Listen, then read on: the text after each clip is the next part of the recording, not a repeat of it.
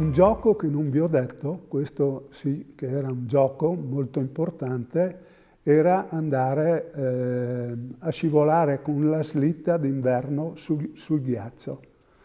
Allora c'era un luogo vicino a noi, lì, dei prati che avevano degli avvallamenti, però vicino passavano dei canali che i contadini adoperavano per irrigare, facevano scorrere l'acqua per irrigare.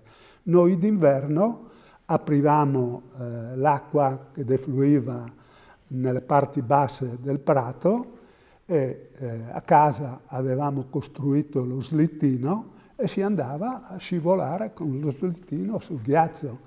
Lo slittino lo facevi prendendo 2 pezzi di legno che erano rettangolari e con uno spessore di circa 2-3 centimetri e un'altezza di 7-8 centimetri.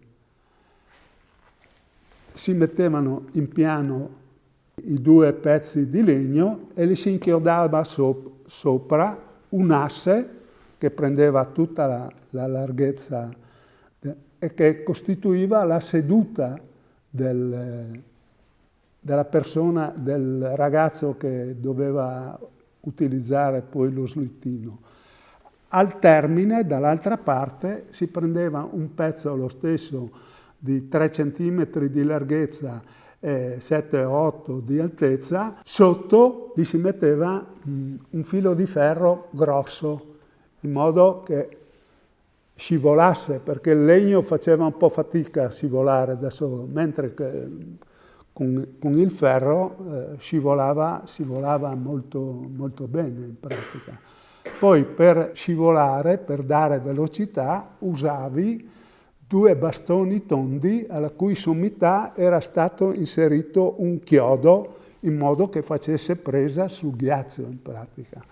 E lì partivi, passavamo delle mezze giornate d'inverno finché ci lasciavano a scivolare sul ghiaccio, però era un gioco che dipendeva dal meteo, ma il meteo quella volta era abbastanza indulgente da quel lato, perché il ghiaccio veniva d'inverno e durava.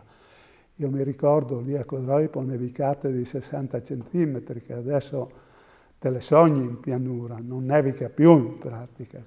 Quindi questo è anche un indice di quanto sia cambiato il clima, è peggiorata la situazione.